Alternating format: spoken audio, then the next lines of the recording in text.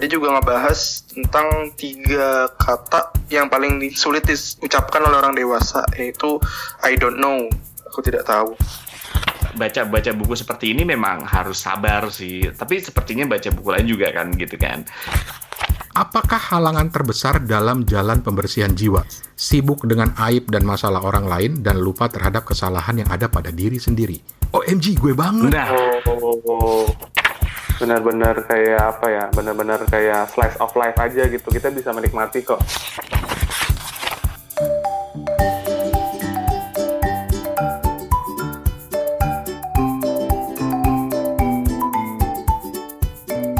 Teman-teman, kita kembali lagi di Kepo Buku. Masih bersama gua Rane di Bangkok. Terus di Singapura ada Toto Hertoto. Toto Hertoto. Oke. Itu di Singapura ada Toto. Toto Hertoto M. Kok M? Iya, Mutoto. Pusing gue. Ini belum 1 menit. Kepala gue udah pusing. Kan gue bingung apa yang dibikin pusing sih. Fan, lo pusing gak, Fan? Ini Rani ada aja nih. Lebay lu, Ran. Toto Hertoto MS. Apa tuh MS ya? Murtoto Sutoto.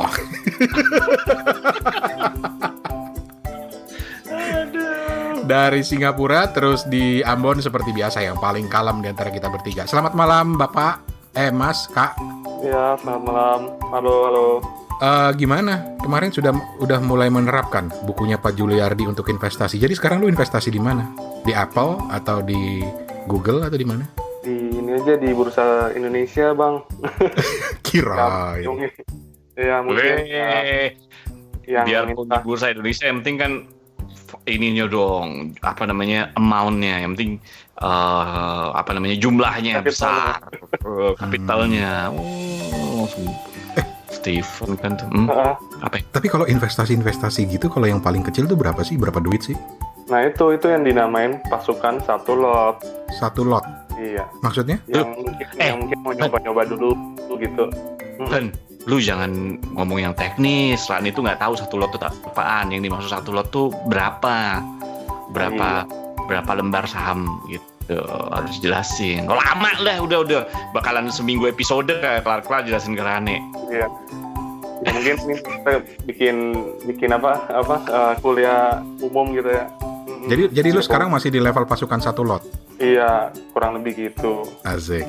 Tapi boleh dong rekomendasi lu invest di mana nanti? Iya. Steven pasukan 1 lot tapi di banyak saham, sama juga lot itu berbanyak berjuta-juta. Gitu. Nanti tinggal kita lihat lah. Siapa tahu nanti Steven jadi kayak Warren Buffett gitu kan? Iya, benar. Oke. Atau mungkin para pendengar yang udah cukup alang melintang gitu, yang bisa ngasih tips ataupun pengen ikutan kita ajak ngobrol gitu, ayo silakan hubungi kita. Betul. Ya. Buku-buku tentang finance juga boleh. Tapi untuk hari ini, kalau minggu lalu kan kita ngomong soal buku-buku tentang finance ya, yang dipicu oleh salah satu buku rekomendasinya Steven.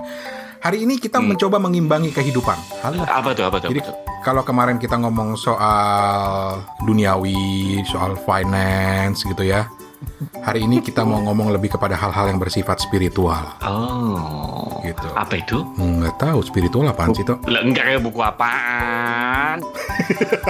Oke, jadi ada 2 buku yang akan kita bahas. Satu buku rekomendasi dari gue, satu lagi itu buku rekomendasi dari seorang teman, namanya Fahri di Condet. Wah, Fahri tetangga gue nih kayaknya nih. Itu yang sebelah warungnya Haji Udin. Udin, gimana jualan buku? Emang sekarang Haji Udin jualan buku Dulu mah jualan kecapi. Oh. Sama emping condet dulu. Pas gue lewat kemarin sih terakhir dia masih udah buka toko kelontong. Jadi benar-benar sifatnya spiritual gitu ya, yang ada kaitannya dengan agama, dengan spiritualisme gitu ya. Asik. Nah ini cocok juga dengan dunianya Toto nih, dunia yang sangat dekat dengan Toto ini, selain soal ekonomi.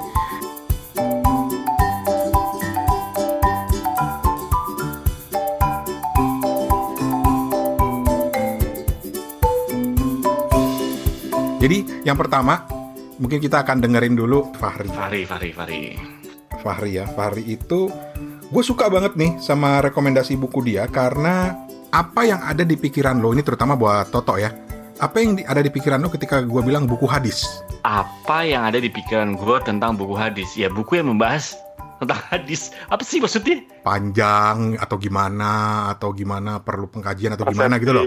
Total Oh gitu. ya, tergantung. Kalau lu baca buku hadis yang kumpulan hadis ya, ada buku hadis yang metode penelitian hadis atau metode ilmu hadis, itu beda lagi bagaimana menentukan hadis. Itu kan kalau buat yang muslim mungkin tahu ya, ada kita ngomong perawinya siapa gitu, terus untuk menentukan tingkatan hadisnya apakah hasan, apakah apalagi lupa gue.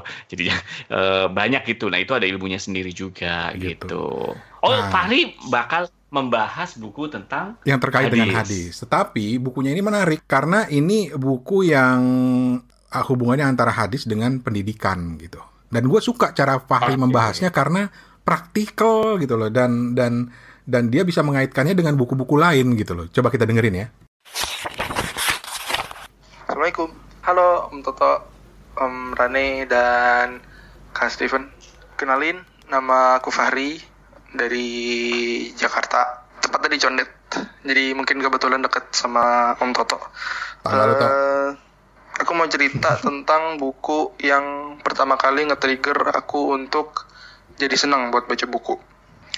Aku mau cerita sedikit tentang jadi dulu waktu SMA itu kan ada kegiatan literasi sebelum masuk kelas 15 menit. Jadi kita baca buku, terus nanti diresensi nanti kita dikasih buku gitu sih buat meresensi tiap buku yang kita baca. Ya mostly itu nggak berjalan dengan baik sih.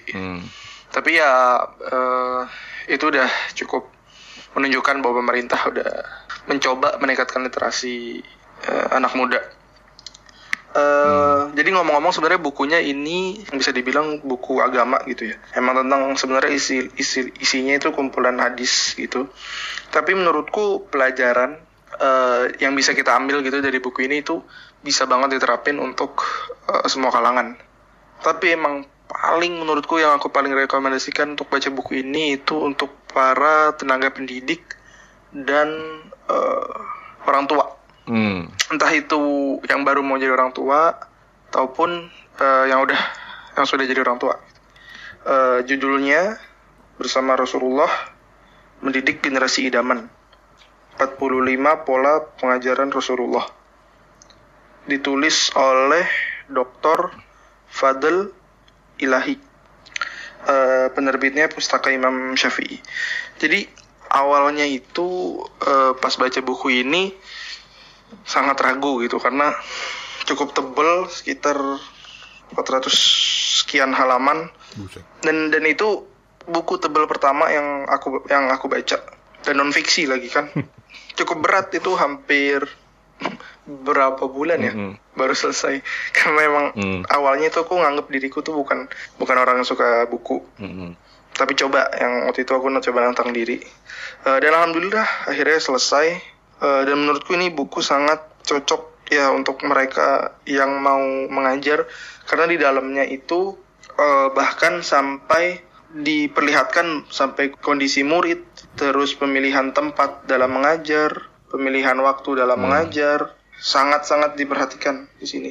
Misalkan aku coba bacain beberapa babnya ya. Misalkan bab 1 ada memilih waktu yang tepat, terus ada memilih tempat yang tepat, kemudian menyentuh secara fisik, menepuk tubuh murid untuk membangun kedekatan sekaligus mengingatkan. Menurutku ini hal-hal sepele yang bisa meningkatkan keaktifan murid, meningkatkan bonding antara guru dengan murid. Menurutku ini bisa jadi mungkin habit untuk para pendidik, bagaimana mereka nge-treat murid-murid mereka gitu. Ya, terus juga di sini menunjukkan bahwa gimana bisa seorang rasul mendidik para sahabat, gimana ya mereka jadi pemimpin dunia gitu. Maksudnya saat itu hanya dengan beberapa sahabat aja itu udah bisa menguasai banyak wilayah di seluruh penjuru di dunia gitu. Dan sebenarnya ada satu bab yang aku sangat favorit banget di buku ini. Ya walaupun semuanya bagus, tapi ini satu bab yang menurutku keren banget ini. Itu tidak menjawab pertanyaan yang tidak diketahui jawabannya. Aku mau bacain salah satu hadis aja. Seorang laki-laki mendatangi Nabi Shallallahu Alaihi Wasallam lalu bertanya, "Wahai Rasulullah, negeri apakah yang paling buruk?" Beliau menjawab, "Aku tidak tahu." Tatkala Jibril mendatangi beliau bertanya, "Hai Jibril, negeri apakah yang paling buruk?" Jibril menjawab, "Aku tidak tahu. Tunggu hingga aku bertanya kepada Robku." Menurutku ini tuh menunjukkan bahwa sampai selevel Rasul gitu ibaratnya. Dan bahkan di sini di dalam hadis ini tuh terdapat malaikat gitu, maksudnya Jibril yang bahkan mengatakan aku tidak tahu. Tapi kebanyakan dari kita gitu, entah guru atau ya kita pribadi, kadang suka denial kalau misalkan kita nggak tahu akan suatu pertanyaan. Misal teman kita nanya atau siapapun lah kadang nanya, kita sosok tahu gitu dengan menjawab pertama nggak to the point, terus kita kayak langsung muter-muter gitu menjawabnya, dan sebenarnya nggak ada poinnya dari itu. Kita hanya menyangkal bahwa kita nggak tahu dan pura-pura sok tahu. Kalau nggak salah juga pernah dibahas sama Stephen Dubner, yang kalau nggak salah penulis Freakonomics juga, di bukunya Thinking Like a Freak. Dia juga ngebahas tentang 3 kata yang paling sulit diucapkan oleh orang dewasa, yaitu I don't know, aku tidak tahu. Nah, menurutku ini bisa jadi pelajaran besar untuk kita, khususnya sebenarnya buat tenaga pendidik dan orang tua. Mungkin sekian aja. Makasih Om Rane atas kesempatannya. Sebenarnya ini agak nervous tapi nggak apa-apa deh, coba aja. Ya, terima kasih semuanya, Om Toto, Om Rane, dan Mas Stephen. Bye. Bye. Terima kasih. Keren ya reviewnya ya. Fahri, gitu aja nervous. Tahu nggak kedengeran nervousnya. Cakep aja kok. Gitu nervous gimana yang nggak nervous ya? Iya, keren. Oke. Satu hal yang langsung menarik perhatian gue adalah cara Fahri mereview buku ini. Jadi ini buku agama sebenarnya, tapi cara dia mereviewnya itu keren banget, populer banget. Dia bisa merujuk ke buku-buku lain gitu ya, yang bukan buku agama, dan itu tetap sangat relevan. Jadi Fahri, salut untuk reviewnya. Yang kedua, Ven, gue baru tahu loh, ada sekolahnya kayak sekolahnya Fahri yang mewajibkan nge-review buku gitu ya, atau bukan nge-review? Apa sih istilahnya si Fahri tadi? Iyalah, nge-review buku. Nge-review ya? Keren ya. Jadi ada kegiatan literasi sebelum masuk kelas selama 15 menit membahas buku yang ditugaskan, dan itu buat diresensi. Itu gila, ada sekolah kayak gitu ya? Maksud gue bukan gila, keren ada sekolah kayak gitu ya? Itu kan waktu Menteri Pendidikan yang dijabat sama Pak Anies, itu kan ada yang namanya 15 menit literasi nih. Oh. Jadi setiap hari dimulai belajar tuh, ini baca buku dulu gitu. Tapi kalau misalnya harus dibuat resensi, ya itu keren banget. Yoi. Dan buat dede-dede. Dede. Kok dede sih? Adik-adik. Pesannya. Adik-adik. Buat adik-adik ya, oke. Buat adik-adik yang masih menerapkan pola ini di sekolahnya gitu ya, daripada kalian merasa terpaksa, karena tadi Fahri bilang nggak berhasil juga sih. Mungkin banyak yang merasa kepaksa. Coba deh latihan sebelum mereview buku di kelas, latihan dengan direkam dan kirim ke Kepo Buku. Betul. Gitu. Kayak gitu. Fahri tadi ngobrolnya. Nah, santai aja. Gitu ya. Kalau ada yang nggak ngerti, bilang aja nggak ngerti. Gitu. Tapi itulah tadi komentar lu Tok tentang bukunya Fahri tadi Tok. Selain melalap buku ekonomi, gue tahu lu juga banyak melalap buku-buku agama kan? Emang lu pikir gue ini apa namanya? Nggak jadi kutu buku melahap. Ya, pokoknya gitulah. Ya, komentar gue apa ya? Komentar gue buku ini memang lumayan tebel sih. Tapi rata-rata buku udah pernah lihat, karena buku jadi gini, penerbit Pustaka Imam Syafi'i ini memang salah satu penerbit buku-buku agama, dan buku-buku agamanya itu memang tebal-tebal gitu. Rata-rata ya mungkin paling tipis kayaknya 400 halaman, 500 halaman, bahkan ada yang sampai 800 halaman gitu. Bukunya siapa? Fadli Ilahi ini dari bahasa Arab ya, kalau nggak salah judulnya Al-Nabiul Karim Mu'aliman kalau nggak salah Gitu. Oh, keren. Gitu. Jadi memang Hafal Toto. kalau nggak salah ya, kalau nggak salah ya. Karena kalau setiap pengajaran yang dari Rasul memang akhirnya sumbernya adalah hadis. Memang buku ini pada dasarnya ngambil hadis yang berkaitan dengan pembelajaran masalah ini gitu, masalah apa namanya pembelajaran kayak gitu. Metode Rasulullah SAW yang memang berhubungan dengan hal ini gitu. Apa ya, komentar gue ya, memang baca buku seperti ini memang harus sabar sih. Tapi sepertinya baca buku lain juga kan gitu kan. Jadi ya memang bukunya tebal-tebal sih. Kalau Pustaka Imam Syafi'i sih bukunya tebal-tebal. Pustaka Imam banyak itu buat buku-buku terjemahan. Tapi juga banyak Pustaka Imam Syafi'i juga bawain buku-buku yang dikarang oleh ulama-ulama Indonesia gitu, atau ustaz-ustaz Indonesia. Dan itu juga memang tebal-tebal sih. Oke. Dan lu udah baca tapi?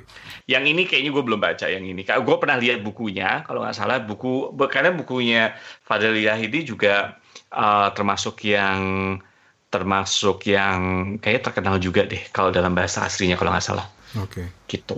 Buat gue sih, cara Fahri mereviewnya itu membuat kita berminat gitu untuk mencoba membacanya, karena ini Fahri sendiri mengakui 400 halaman kan, dan dia bilang ini salah satu buku yang membuat dia tergerak untuk banyak membaca buku. Gue salut banget. Tapi yang nggak kalah salutnya adalah karena dia bisa menceritakan buku itu menjadi sesuatu yang sangat praktikal. Dan gue senang gitu loh ketika dia kemudian mengutip bukunya Levitt and Dubner gitu kan ya. Buku yang pengarang Freakonomics itu gitu loh. Dia mengaitkan itu. Keren. Benar. Mantap. Oke. So, terima kasih banyak. Dan gue seperti ditampar juga di bagian akhir tadi ketika seolah-olah Fahri mengingatkan, kalau lu nggak tahu lebih baik bilang nggak tahu gitu ya. Karena dia bilang ada 3 kata, kalau dia mengutip bukunya Stephen Levitt dan Stephen Dubner, dia bilang ada 3 kata yang sulit diucapkan oleh orang dewasa, yaitu I don't know.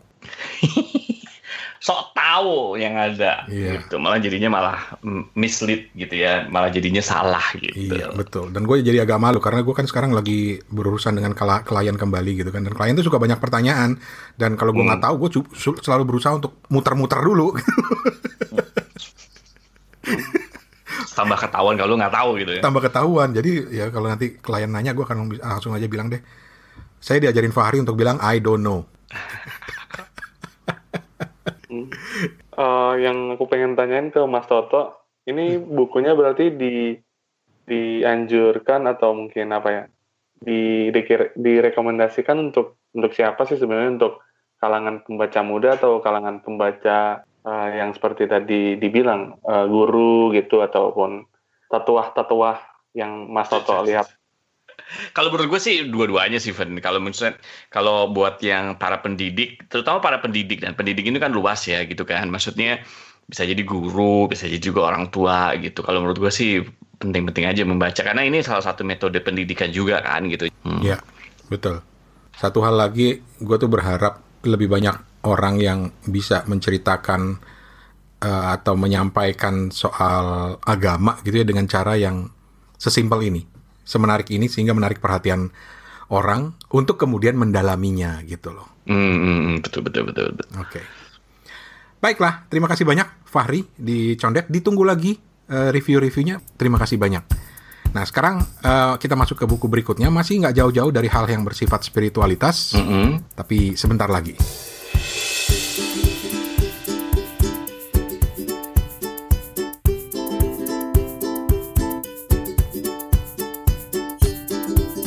Kita kembali lagi di Kepo Buku, masih bersama gua Rane di Bangkok, ada Steven di Ambon, dan Toto di Singapura. Dan kali ini kita sedang mengkepoin lagi membicarakan buku-buku yang sifatnya buku agama atau spiritualitas gitu. Setelah di minggu lalu kita ngobrolin yang bersifat keduniaan. Apa sih keduniaan? Kan ya itu soal finansial dan segala macam, kan katanya harus berimbang antara dunia dan akhirat. Iya. Antara hal yang bersifat duniawi dengan hal yang bersifat spiritual. Halah. Tapi gue sebenarnya ini buku yang gue mau review ya. Ini sebenarnya buku ini berangkat dari keinginan gue untuk istirahat sebentar setelah gue berjuang 1 bulan membaca buku 1984-nya Orwell. George Orwell. Yep. Itu buku yang benar-benar bukan hanya menyita perhatian karena menarik banget, tapi juga menggerus pikiran gitu loh. Karena buat gue itu depresif banget gitu loh bukunya. Jadi gue kepikiran gue mau cari buku yang santai apa ya. Gue cari-cari dong di Gramedia Digital. Halo Gramedia, apa kabar? Sehat-sehat saja. Kasian loh, ntar ini loh, mimpi buruk loh. Berdenging kupingnya ya, diomongin ya. Ya udah. Gue nyari-nyari dong buku-buku apa ya. Gue pengen baca buku kumpulan cerpen kayak atau apa yang benar-benar bisa santai gitu ya.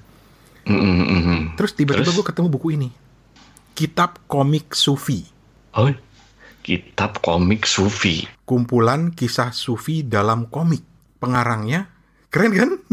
Pengarangnya adalah Bayu Priambodo atau dikenal dengan julukannya Ibot.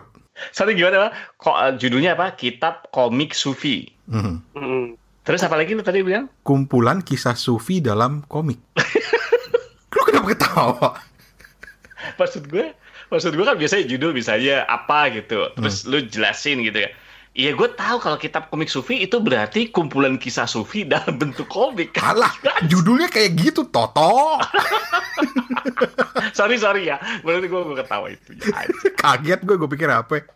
Tapi ya itu, ini Bayu Priambodo.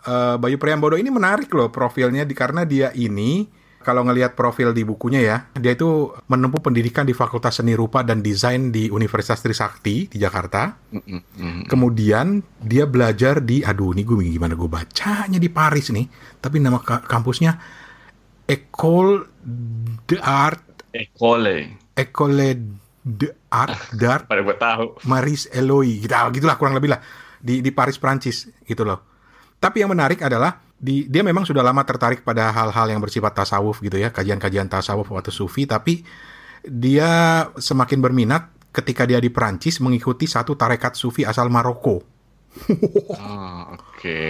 Tapi kemudian karyanya ini, dia banyak loh ini bukunya ini, dia mengemas buku ini menjadi sebuah buku yang ringan dalam bentuk komik gitu. Untuk memperkenalkan prinsip atau ajaran-ajaran atau pemahaman sufisme gitu.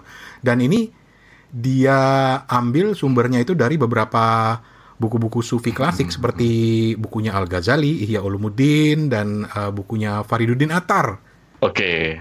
Tapi kemudian dia sederhanakan dalam bentuk komik. Nah ini buat gue, wah enak. Terus akhirnya gue coba download.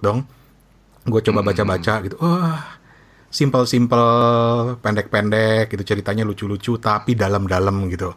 Dan tentang apa contoh? Contoh ya, gue kasih contoh ya. Contoh. Selama ini kan kita ada yang bilang gini, ini kalau nggak salah lirik lagu dangdut ya. Hah? Yang kaya makin kaya, yang miskin makin miskin. Ada kan istilah kayak gitu kan ya. Banyak yang kemudian mengaitkan prinsip yang kaya makin kaya, yang miskin dengan makin miskin ini dengan bagaimana misalnya dipolitisir, bagaimana negara tidak memperhatikan masyarakatnya sehingga yang kaya ya makin kaya, yang miskin tetap terpuruk gitu loh. Oke. Ada yang melihatnya dari sudut pandang itu, tetapi dari sudut pandang ini menarik karena misalnya dia tuangkan dalam komik dua halaman aja. Jadi dia gambarkan bagaimana ada seorang rakyat jelata yang bertanya kepada seorang sufi, dan dia bertanya misalnya, tolong aku kasih nasihat, aku pengen lepas dari keadaan kemiskinan ini. Terus si guru sufi ini bilang, bersyukurlah. Terus dia bilang, apa bersyukur? Jangan bercanda katanya, hidup gue aja udah miskin nih, nggak ada yang bisa gue syukurin. Tapi di sisi lain, ada orang kaya yang juga datang ke si orang pinter ini, dan dia bilang, aku ingin jadi orang miskin aja, aku bosan dengan kekayaanku. Terus si gurunya bilang, berhentilah bersyukur. Terus dia bilang, berhenti bersyukur? Gimana caranya gitu loh? Gue udah dapat banyak anugerah yang luar biasa selama ini. Jadi gue mau nggak mau harus tetap bersyukur gitu loh. Nah dari situ kemudian disimpulkan bahwa ya kenapa gimana yang kaya makin kaya, yang miskin makin miskin, kuncinya adalah lu bersyukur gitu, syukuri apa yang lu punya. Jadi gue mendapatkan pesan itu walaupun tidak dijelaskan secara langsung, tapi cuma dibilang akhirnya si miskin jadi tambah miskin karena tidak mau bersyukur, sedangkan si kaya menjadi bertambah kaya karena selalu bersyukur. Itu contohnya gitu. Dan Dan buat gua sufisme ini bahkan sudah menembus beyond agama sih sebenarnya. Karena di Eropa itu aliran sufisme ini banyak menarik perhatian orang kan. Betul. Dan gua teringat pada masa-masa gua kuliah dulu, ketika gua juga sempat kepincut sama yang namanya sufisme, mulai dari nguber-nguber banyak guru-guru atau orang yang ngerti banyak soal sufisme, gue ikutin kuliah mereka kasih ceramah di mana, gue ikutin gitu ya. Sampai ke gue sempat ngeluarin duit zaman dulu aja itu 500.000, udah gede banget, hanya untuk mengikuti kuliah sufisme di salah satu hotel berbintang. Karena gue tertarik sama yang ngajar gitu loh. Karena gue pikir sufisme ini mengajarkan sesuatu yang menarik gitu loh, sifat yang rendah hati, mengajarkan untuk mencintai sesama gitu loh, dan nggak jelimet pola pemikiran. Jadi gue tertarik. Jadi ada masa-masa dalam hidup gue di awal-awal kuliah dulu ketika gue tertarik pada hal-hal seperti ini. Dan ini gue teringat kepada buku, teringat itu ketika gue membaca buku-buku ini. Banyak cerita-cerita menarik dari kisah-kisah sufisme gitu. Itu luar biasa. Dan kalau dikaitkan dengan buku-buku sekarang, gue sih pengen banget gitu merekomendasikan ini kepada anak-anak sekarang gitu loh. Karena ini mengingatkan gue pada bukunya siapa, Van? Marcella FP. Nanti kita cerita tentang hari ini. NKCTHI. Gue nggak bilang Marcella Sufi ya. Enggak. Tapi gini, gue cuma mengingat bahwa anak-anak sekarang itu suka banget dengan buku-buku modelnya bukunya Marcella ini. Iya. Ya kan? Buku yang isinya tuh gambarnya menarik, kata-katanya singkat tapi dalam gitu. Curhatan hati gitu. Sampai gue baca beberapa review yang bilang, aduh gila, kata-katanya dalam banget, gue sampai nangis gitu misalnya gitu. Atau OMG, ini bener banget, gue banget nih kata-katanya gitu. Gue kepikiran, oke, membaca buku seperti ini memang bisa memberikan banyak inspirasi, bisa mengajak kita untuk lebih kontemplatif gitu ya. Tapi gue kemudian pengen banget bilang sama adik-adikku yang masih remaja, Caela. Apa sih, Dede? Lanjutin buku bacanya Marcella ini dengan buku-buku seperti bukunya Mas Bayu ini. Kenapa? Pendek-pendek, ada ilustrasinya, dan dalam juga. Oke. Dan ketika lu baca, lu juga bisa bilang, OMG, ini gua banget gitu loh. OMG. Contoh nih, ada satu bagian. Iya. Apakah halangan terbesar dalam jalan pembersihan jiwa? Oke. Ini komiknya ya. Terus ada jawabannya begini. Sibuk dengan aib dan masalah orang lain dan lupa terhadap kesalahan yang ada pada diri sendiri. OMG, gue banget. Nah.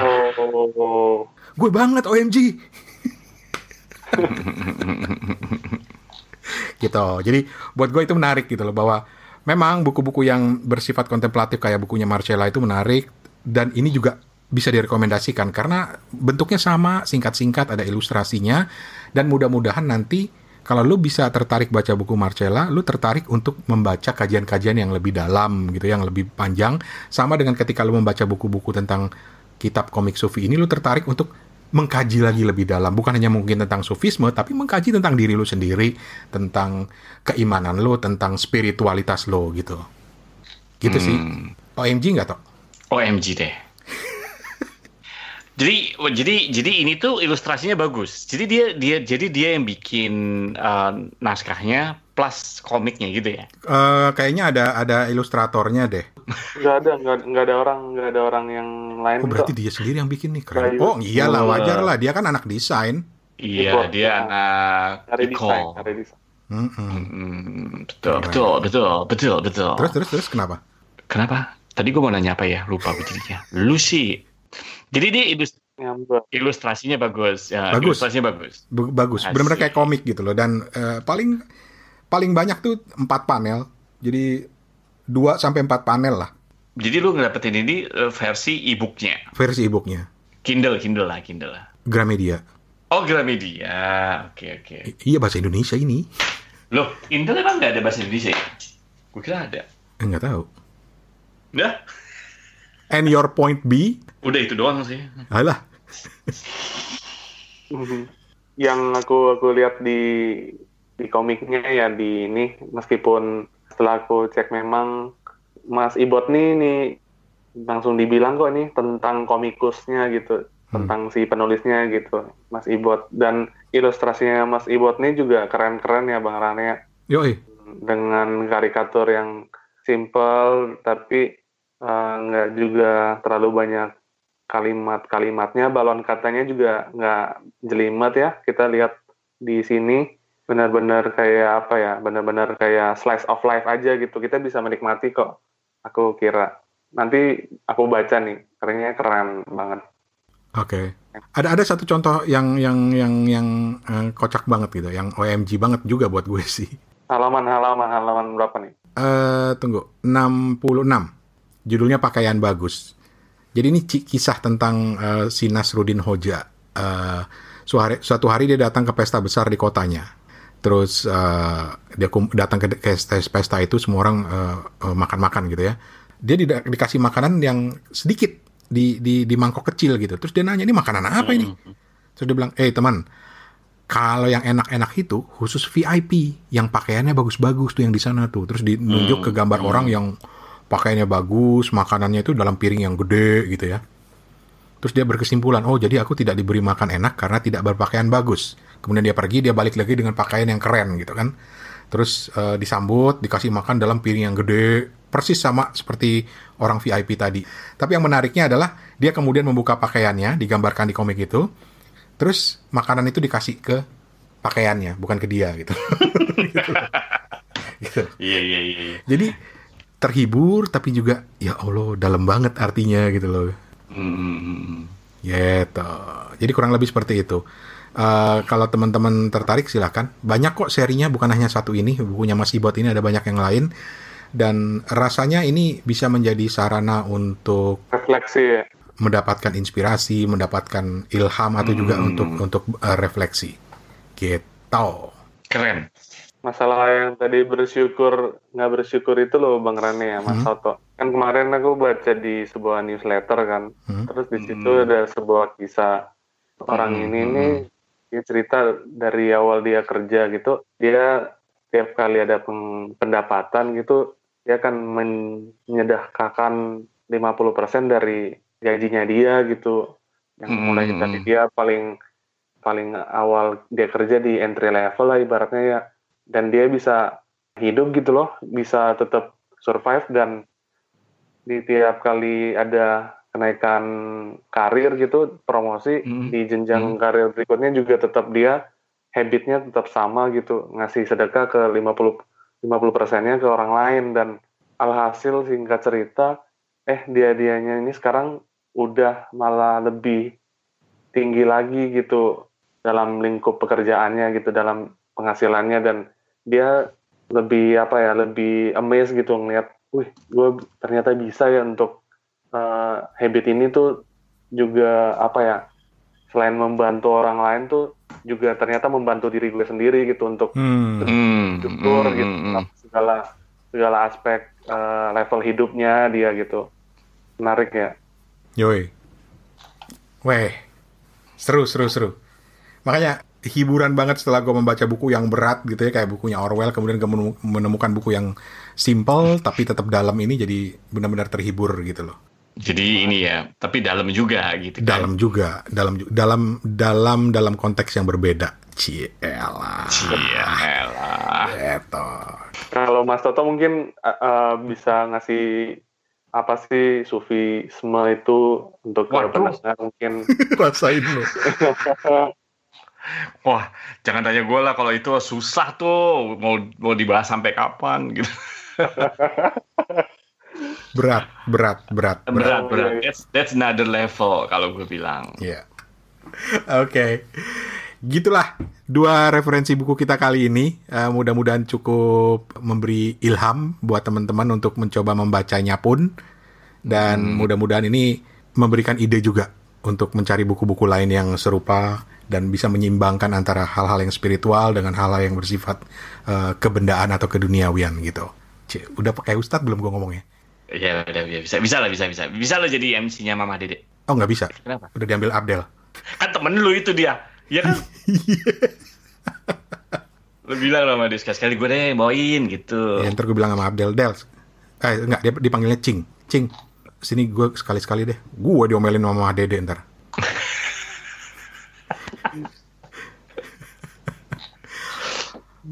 Ada 2 orang sufi berdebat dan bertengkar. Salah satu bilang, cukup, kita lanjutkan besok perdebatan kita. Itu lebih baik. Satu lagi bilang, tidak. Besok kita saling memaafkan dan menyudahi pertengkaran ini. Itu lebih baik lagi. Asik, dalam. Udah, ntar kedalaman nyemplung lagi. Akhirnya ya, terima kasih banyak buat yang sudah mengikuti. Sekali lagi kita tunggu partisinya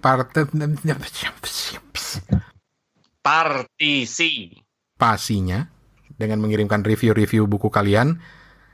Kirim ke email hoy@kepobuku.com. Cukup direkam aja pakai handphone, kayak si Fahri tadi, atau juga kirim ke WhatsApp 087878505012 atau pakai voicemail yang ada di DM Instagram kita di @kepobuku. Dan juga jangan lupa kunjungin halaman Karya Karsa kita, klik follow aja, dan kalau rezeki lebih bisa nabung di Kepo Buku di sana. Yoi. Nyeleng istilah kita. Celengan. Main celengan, kita main celengan. Sekali lagi karyakarsa.com/kepo buku buat yang mau ikut masukin ke celengan. Oh ya, ada ajakan lagi nih. Apa tuh? Gue punya kredit di sebuah layanan aplikasi yang intinya adalah bisa mengirimkan kartu pos ke siapapun yang lo mau. Oke. Gue punya punya kredit yang banyak di situ. Jadi gue kepikiran, oh ya udah, ada yang mau nggak kartu pos dari Kepo Buku? Ntar kita pamerin di Instagram kita. Itu nanti bisa lu jadiin pembatas buku juga gitu ya. Bayangin pembatas bukunya ada mukanya Steven gitu. Yang lain juga lah. Ada mukanya Toto, ada mukanya gue. Buat ngusir rayap coy. Dijamin kagak ada rayap yang mau itu kalau ada pembatas buku muka kita gitu loh. Caranya gimana nih? Nah, kalau ada yang berminat punya kartu pos itu nanti kita pajang juga di website kita atau di Instagram kita. Kita buka untuk 20 orang aja dulu karena ini limited edition banget, karena kredit gua itu hanya untuk sekitar 50-an kartu pos gitu ya. Akan dikirim kemanapun, tapi untuk sekarang kita buka untuk 20 orang aja yang pengen kartu posnya. Kirim alamat kalian lengkap dengan kode posnya, kirim ke hoy@kepobuku.com, subjeknya minta kartu pos. Minta kartu pos, oke. Atau juga bisa minta melalui DM atau Instagram kita. DM di Instagram kita adalah @kepobuku. Sementara di WhatsApp adalah 087878505012. Oke. Gitu. Lumayan buat pembatas buku gitu. Souvenir pertama nih ya dari Kepo Buku. Souvenir pertama dari Kepo Buku. Oh iya, betul. Sombong kita mah. Iya. Yang penting sombong dulu ya. Yang penting sombong dulu. Iya. Yang lain urusan belakang. Oke. Baiklah. Terima kasih banyak Toto, terima kasih banyak Steven. Terima kasih. Satu hal lagi, kita lagi baca gue lagi baca satu buku yang akan kita review di minggu depannya lagi. Buku itu judulnya Black Swan. Itu berhubungan dengan matematik tuh. Serius lu ini ada hubungan dengan matematik? Ya, berhubungan dengan... Enggak, tidak secara langsung. Gue kira lu bakal bahas buku itu. Enggak. Ini karena buku ini panjangnya hampir 500 halaman, jadi gue pikir baru gue bahas nanti. Tapi buat teman-teman yang mau ikutan, punya komentar atau pernah baca buku Black Swan, kita tunggu nih ceritanya. Jadi Black Swan itu karya Nassim Nicholas Taleb. Nah, ini buku bisa dibaca ya, bisa dicari terjemahan Indonesia juga ada, The Black Swan, rahasia terjadinya peristiwa-peristiwa langka yang tidak terduga. Terbitan Gramedia Pustaka Utama, pengarangnya adalah Nassim Nicholas Taleb, dan kita akan ulas ini di minggu depan. Plus nanti ada sedikit kejutan buat teman-teman. Mudah-mudahan cukup terkejut. Kalau nggak terkejut ya nggak apa-apa, yang penting sombong. Iya, yang penting ciluba. Terima kasih banyak atas perhatian Anda. Thank you Steven. Thank you. Thank you Toto. Thank you.